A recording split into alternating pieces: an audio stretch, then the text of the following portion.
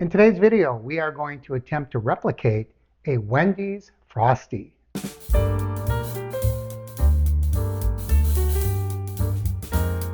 Welcome to Thirsty Thursday. I'm Mark. This is the Average Meat Channel.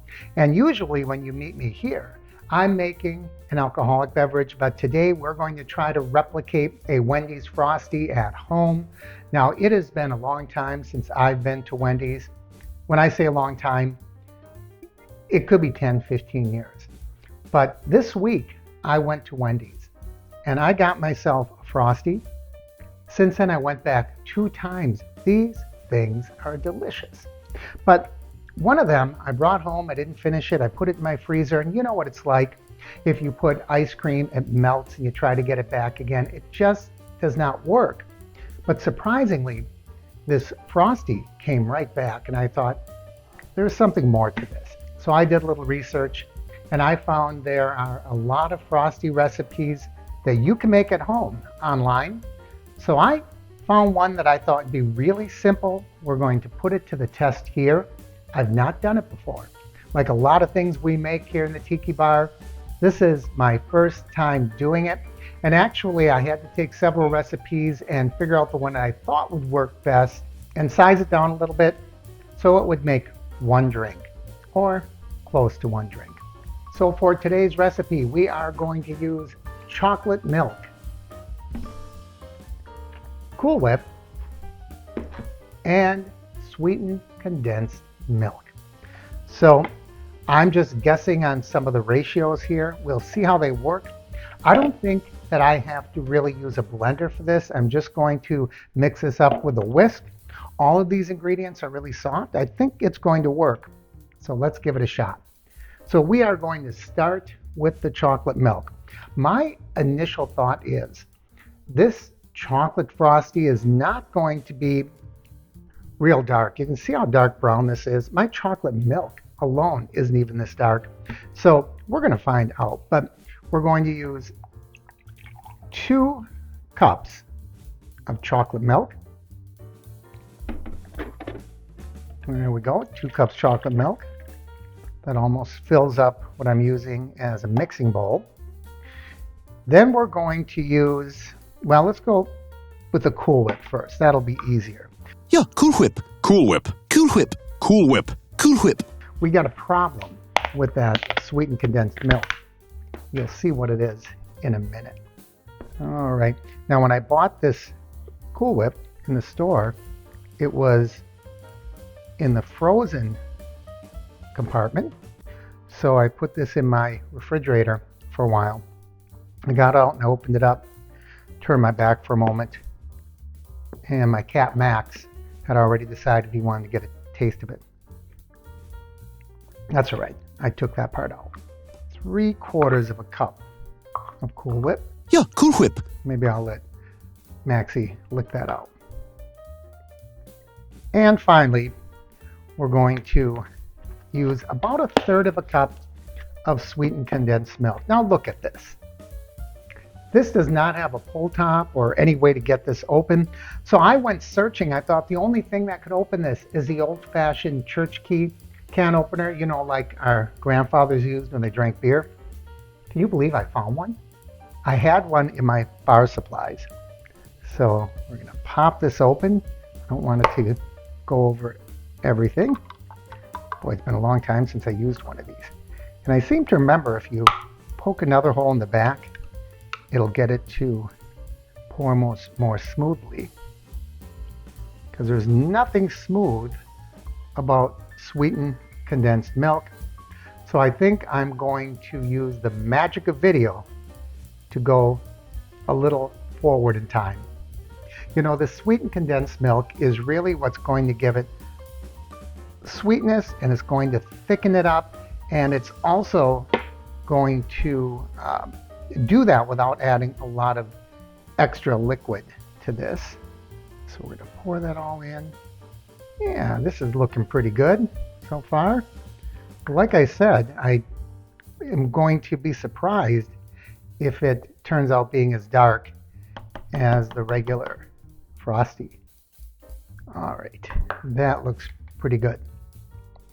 Now I'm going to take my whisk, and I am just going to mix this stuff up. Ooh, I should have used a bigger bowl than this. I didn't realize how sloppy it was.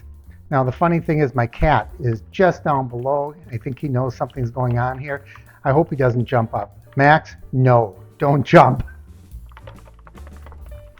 He is a high jumper. I'll tell you, he can be on this bar in no time. He has never been up on the bar yet, but he is always up for a challenge. Okay, this is looking pretty good. Now, surprisingly, the hardest thing to get whipped in here was the whipped cream. I thought it was going to be that sweetened condensed milk, but it whipped right into here. Now I'm going to put this in a different container. At this point, I suppose you could pour this into an ice cream freezer. It would probably go really well, but I have an empty Wendy's glass here, and I'm going to just about fill that up. And you can see this probably will make about 2. And I'm going to put this in the freezer. I'm going to go back about every 10 to 15 minutes, stir it up, and hopefully that'll freeze it. And you can see it's a little lighter in color. It's darker than I thought it would be. But let's take it to the freezer, and like I said, about every 10 to 15 minutes I'm going to check on it. I'm going to mix it up, and hopefully in time this will become a Frosty. Okay, it's about an hour and 45 minutes later. I had this in the freezer. I'd say every 20 minutes or so I went and stirred it up a little bit. It looks like it's pretty close to the consistency of a Frosty that you'd get at Wendy's. So it looks really good. I have a genuine Wendy's Frosty here. Now this is pretty well frozen. I'm not going to compare it texture-wise. We know the texture compares. I'm kind of surprised that with all that milk, you could put that into the freezer and it would be as smooth as it is. So we're going to try taste. I can tell you that mine is lighter in color, which I kind of thought it would be. So let's try the real Frosty first.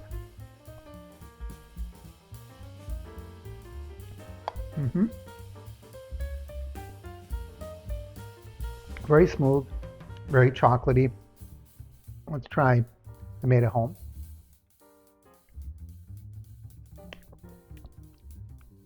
This is really good. There's more chocolate flavor in here. I think if I were to do this again, I would add some, Hershey syrup. But this is almost identical.